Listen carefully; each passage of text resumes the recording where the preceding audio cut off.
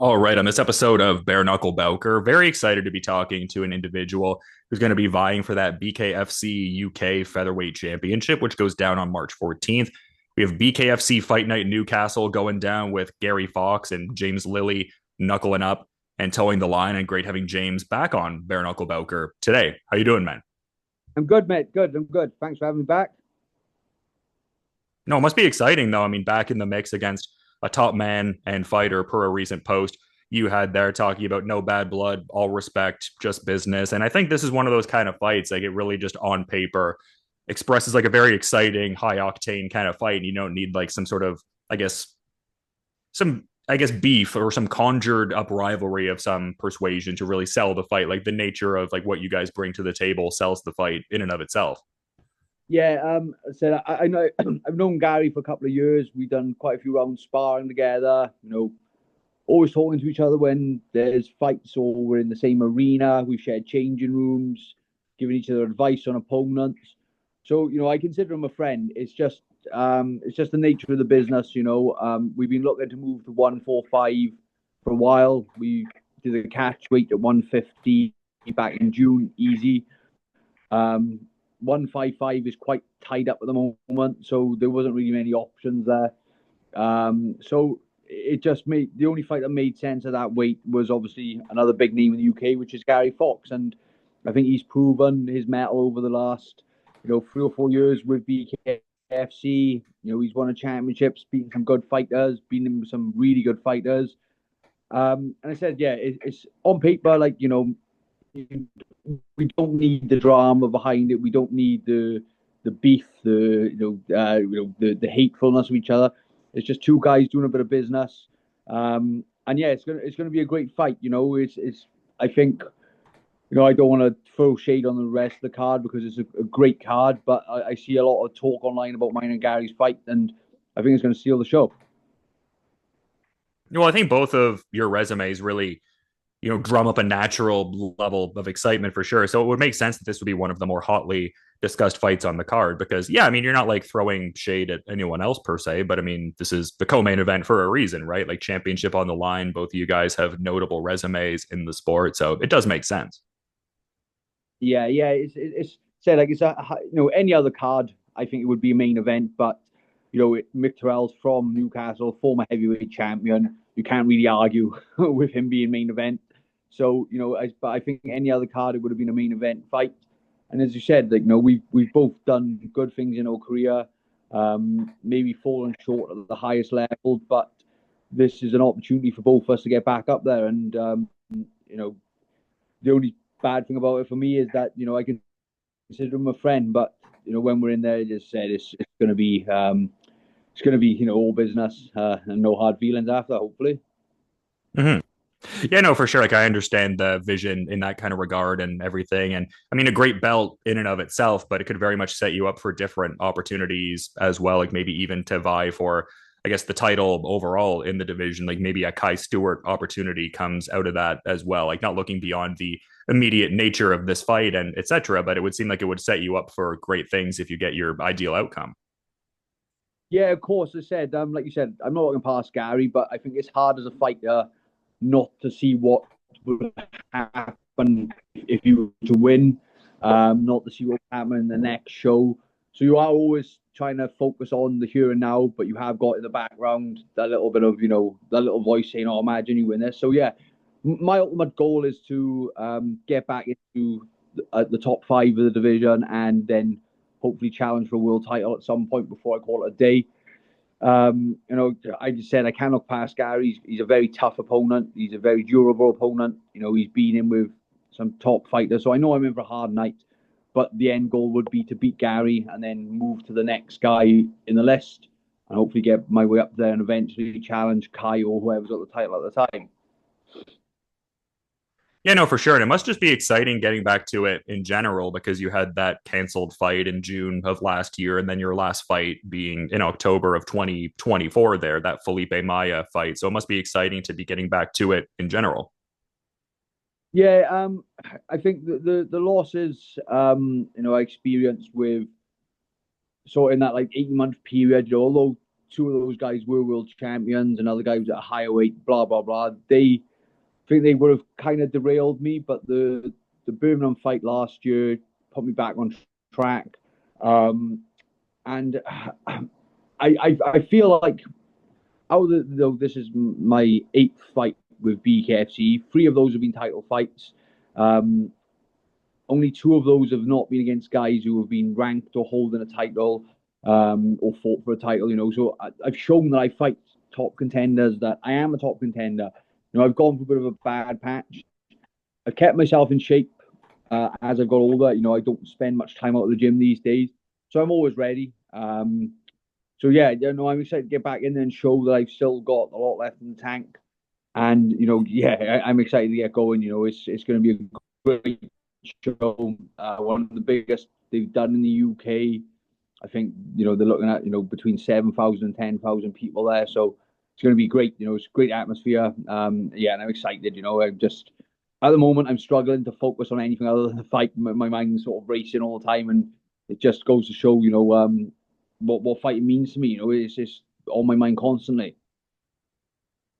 Yeah, for sure. And I don't want this to seem, I guess, divergent of that sentiment per se, but I feel like I'd be remiss if I didn't get your thoughts on that aforementioned lightweight scene, because you talk about how it's like a little congested right now and stuff like that with that tournament playing out and everything like that. And you did fight Luis Palomino previously for the title, who fell short against Austin Trout through the tournament field and getting ready to fight Franco Tenaglia. Like, I guess, what are your thoughts on that whole scene, like in terms of like with like that vacant title picture at lightweight right now in BKFC? Yeah, I think it was a bit of a strange situation where you had Palomino going up to welterweight, then coming back down, and obviously his title had moved on. Tenaglia had won the title against Soto, but then couldn't get in America, so the interim title came in, and Ben Bonner won it with the upset over Soto.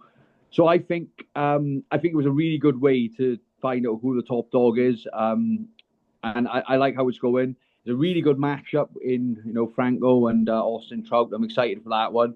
But he said it's a little bit congested at the moment, so it kind of gave me an out as well. I was not going to move down to 145. The coach was pushing me, but it's good just being a fan of the division at the moment, and maybe one day I'll go back up there.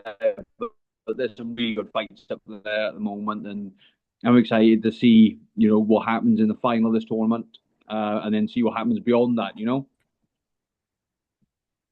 Yeah, for sure. And you have such a great run across multiple different combat sports. And I always love to see people test their mettle in some of those different sports. And I was seeing that you fought Oban Elliott in MMA, who had recently had a bit of a setback in the UFC. And like, maybe you're so locked into your fight, you didn't catch it per se, but curious to get your thoughts if you saw his fight at UFC 325 there.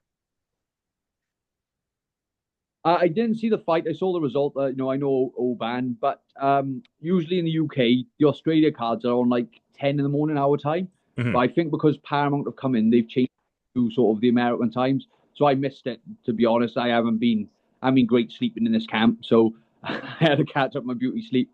I woke up around 5:30 in the morning and managed to catch the Shakur Stevenson Lopez fight, but I missed Oban's. I saw his eye after. He said he couldn't see, so hopefully, it's nothing too serious. You can come back into it then. No, I feel you, man. I mean, getting older, you want to get that, rest in for sure. Lights out takes on a different meaning these days for you, maybe. Yeah, exactly. I said, like, I've been so buzzing with the fight. My mind's finding it difficult to switch off. So I think Saturday was the first day all week I had a full night's sleep, and yeah, I feel like a better person for it. But I always get like this fight camp, changing my diet, change my routine, and my mind's talking then. But yeah, I suppose Oban's going to come back stronger. As long as his injury's not too serious. I can't see him not getting back up there. Yeah, no, for sure. I think he'll figure out a way to kind of like make those amendments and bounce back and stuff like that. And I guess at a similar sentiment too, like obviously very squarely focused on the fighting and a big fight coming up here. But I also love how much you pour into some of your other, I guess, outside endeavors and stuff like that. Like I was seeing some acting work somewhat recently and some poetry and stuff like that. I was seeing that that's like a big project you've been working on as well. So that seems exciting as well. Like obviously squarely focused on the task at hand with Gary Fox in this UK title fight, but it seems like you have other expressive outlets going on as well, which is nice to see. Yeah, it's weird when one part of my life gets busy, all the other parts seem to get busy as well. They seem to like I don't know, snowball off each other. We as you mentioned with the poetry, I'm involved in. I've had a few poems published. You know, we've held poetry events, but we've recently got a contract with Swansea Council where we're going to meet, you know, the young offenders and the youth justice system and trying to get, you know, children into the arts. We've got meetings with some schools, so it's another part of my life that's going to get busy as well. And the acting work that just kind of stemmed from fighting. The guy directing the film used to work for a magazine years ago. Did an article about me, and he said we need some tough looking guys to be in a film. So I was like, yeah, I'm in. So you know, I like to try to do everything. I don't like to say no to anything. I like to be, you know, when I'm 80, 90 years old, and I can sit back and say, you know, I've done this in my life. I've done that. So yeah, I'm always up for new experiences, and you know, it was fun. It was a good laugh. No, it's awesome. Definitely great to see for sure. And just, yeah, I love how much you pour into those different endeavors. And just, yeah, that's cool. Like the different, I guess, like not advocacy per se, but just like community outreach kind of element there that you just outlined. That's a really powerful thing, a great way to use one's platform. But I also feel like I'd be remiss if I didn't touch on the Tyler Goodjohn fight you had, just in the context of him relatively recently deciding to retire after his Paulie Malignaggi fight. Just if you had anything to maybe offer in that kind of regard, just the history you guys had shared and him deciding to, you know, kind of call it a career now. Yeah, I know you know, Tyler's a friend now. You know, he's helped me out with rounds. You know, after our fight, you know, we got on great. I was surprised he did leave BKFC. I know he wasn't too happy with whatever went on there. You know, that's none of my business. And he went back to BKB. I expected him. To be honest, Tyler's told me, you know, he's got trouble with scar tissue around his eyes. So he said he didn't want to keep going on forever. I thought he put up a good fight against Barnage. You know, came up a little bit short against, you know, a boxing legend. I was a little bit surprised he retired. I thought you might have had a couple more in him, but I suppose when you know it's your time, it's best to leave rather than, you know, have to be taken out of the sport. So no, I know he's in good health. I know he's enjoying himself. So you know, hats off to him. You know, he got out at the right time. Yeah, I guess that's just what it's ultimately about, just doing things on your own terms. And if it feels right, then just pursue doing that. So, yeah, fair play. Yeah, I think you don't want to ever be forced out of the sport with an injury or, you know, worse, you know, something going on with, you know, your brain and stuff. So I think you get out at the right time. We all want to get out healthy and get home to our families. It's just that other sport we've chosen involves hurting yourself and hurting other people. So I think, you know, you made the right decision. I can't see me being that, you know, forever because of the family and the job and stuff. So, you know, I'm gonna have to start thinking about that now. I'm getting a little bit older, so yeah. Yeah, no, for sure. And I guess that's just, I don't know. I guess that's just a reality of the situation. Like maybe it maybe gives a compounded appreciation piece for what you're able to do now, and even bringing up some of the other endeavors you're into. I guess because you're pouring into those things, maybe it allows you to even be that much more present and appreciate what you're, you know, getting up to right now. Like I guess there's a certain like immediate emotional component, like having a fight coming up and being so attuned, as you were kind of talking about there, like the prior period of the difficulties sleeping and stuff like that. But I would feel like maybe some of the outside endeavors maybe kind of, I guess, allow you to appreciate what you're doing in these kind of final moments in your fighting career and etc. Potentially. It's weird because, you know, I know the other endeavors they've got going on are gonna keep me busy. You know, I got three kids; they keep me busy with their hobbies. You know, the poultry's gonna keep me busy. Work keeps me busy, but there's nothing like the fight game, man. You know, there's nothing in the world like, you know, when you're driving to work and a song comes on that reminds you like your ring walk or a song you're thinking about for your ring walk and all the hairs stand up and back your neck. You know, when you're in the gym on your own and it's empty and you know you're exhausted and there's nothing you can't bottle that feeling. It's and I am gonna miss it. You know, I'm scared to death of retiring because I'm worried about, you know, what I'm going to do next. I know I've got the poetry and stuff, but it doesn't give me that buzz, you know. So yeah, I do appreciate it, and that's why I want to challenge myself against people like Gary Fox and, you know, the top five guys because I want to go out in, with good resume. I want to challenge myself against the top guys. I've chosen to go down a weight at 39 years old. It's all these challenges that I know that in 5 years' time I might not have these challenges anymore. I know I might not be lucky enough to be still in the game. So I've got to take what I can get and save every moment because, as I said, there's nothing like the fight game. It's hell of a business. Yeah, for sure. And I guess how much of a statement would it be to capture a championship under the BKFC umbrella, just considering past efforts where you've, cemented yourself as a BKB champion, just that Scott McHugh win at BKB 21? Like, how cool would it be in terms of like, I guess like a capstone achievement to, I guess, be like a multi-promotion champion and kind of have that distinction? Yeah, it's a weird one for me because I've challenged for a few titles in my career: MMA, boxing, bare knuckle, BKB, then BKFC, and only the BKB one I managed to capture. It's kind of like, will it ever happen again for me? I got to put my body through hell to try and get that belt. But yeah, I think being a champion in BKFC would sort of, mark off the last 20 years of my career as, you've achieved something. At the moment, I'm an Ely man. I know I've been in with some good fighters. But I think that belt will just encapsulate everything I've been working towards. And, it's the only thing on my mind at the moment. I don't care about sort of money and, the fame and stuff that comes with it. I just want to get that belt so that I can say, I was a BKFC champion and show my kids something in 10 years' time, 20 years' time. That's a beautiful thought, man. And I guess that could even potentially serve as a parting thought in and of itself. But I also figured I'd give you the floor in case you maybe had anything you did want to offer as a parting thought as we're kind of wrapping up here. I really appreciate you making the time to come on Bare Knuckle Bowker and give some insights ahead of the fight, James.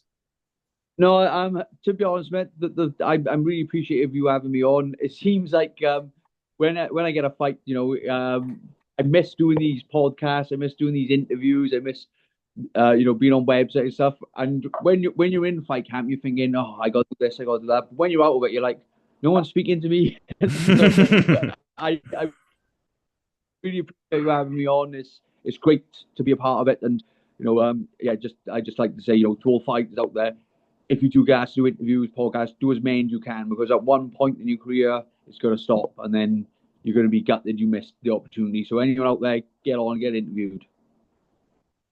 Well, again, I appreciate you coming on Bare Knuckle Bowker, man. It's been good getting to talk to you. It's been a little while and great to see you back in the cut, as it were. And yeah, this Gary Fox fight is definitely a very exciting one for the UK Featherweight Championship, and glad we could get in a bit of time ahead of March 14th and BKFC Fight Night Newcastle. But again, to reiterate, man, thank you so much for coming on Bare Knuckle Bowker today. Enjoy the rest of your day, and I'll be checking out the fight when it goes down as well. Very much, mate. Much appreciated.